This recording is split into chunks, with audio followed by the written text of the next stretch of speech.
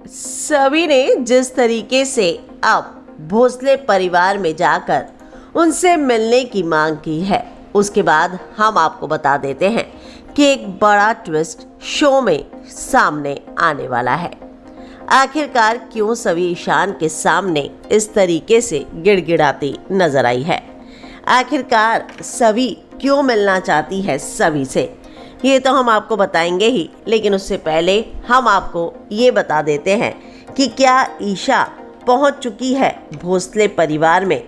क्या ईशा अब रहेंगी भोसले परिवार के साथ? क्या ईशा अब वापस रामटेक नहीं जाएगी? यहाँ सवी और हरिणी दोनों चाहते हैं कि ईशा कुछ दिन यहाँ पर यानी कि पुणे में ही आराम करे और उसके बाद वो रामटेक जाए।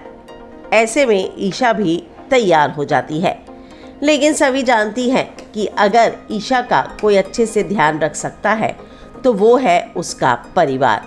वो जानती है कि यहाँ पर उसका परिवार भले ही उससे नफरत करता हो, लेकिन उसका बेटा यानी कि ईशान आज भी अपनी माँ के लिए एक सॉफ्ट कॉर्नर रखता है और इसीलिए वो लेकर आई है ईशा को अपने साथ। हाथ जोड़कर सभी से इस बात की अपील करती नजर आई कि वो लोग ईशा को अपने साथ ही रखें। पर यहाँ पर सभी की बात क्या हर कोई मानेगा? लेकिन यहाँ ईशान को ये बात रियलाइज़ हो जाती है कि सभी जो कह रही है वो गलत नहीं कह रही। उसकी माँ अभी अभी मौत के मुंह से बाहर आई है और ऐसे में अगर उसका ध्यान उसी का परिवार और बेटा नहीं रखेगा तो भला कौन रखेगा? और इसीलिए सभी की ये बात मानते हुए जहाँ एक तरफ ईशा भोसले परिवार में रहने आ गई, वहीं दूसरी तरफ उसे सुरेखा का सच पता चल चुका है।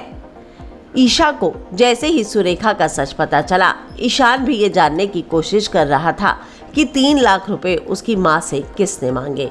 हम आपको बता दें कि बड़ी खबर सामने आ रही है। यहाँ पर अब ईशान के सामने सुरेखा का पूरा सच आ चुका है और वो ये बात जान चुका है कि ये सारी की सारी चाल किसी और ने नहीं बल्कि उसकी अक्का साहिब ने चली थी और ऐसे में अब वो अक्का साहिब को माफ़ करने को तैयार नहीं है।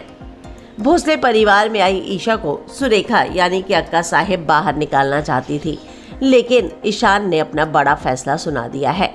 ईशान ने साफ कहा है कि अगर ऐसा ही है तो इस घर में मेरी माँ ईशा तो रहेंगी ही, अक्का साहिब चाहे तो घर छोड़कर जा सकती हैं। तो जहाँ एक तरफ अभी तक अक्का साहिब ईशान और ईशा के बीच में दूरियां पैदा करने की कोशिश कर रही थी, वहीं अब हम आपको बता दें कि यहाँ ईशान के सामने पूरा सच आ चुका है और ईशान अब ये सब कुछ सहन नहीं करेगा।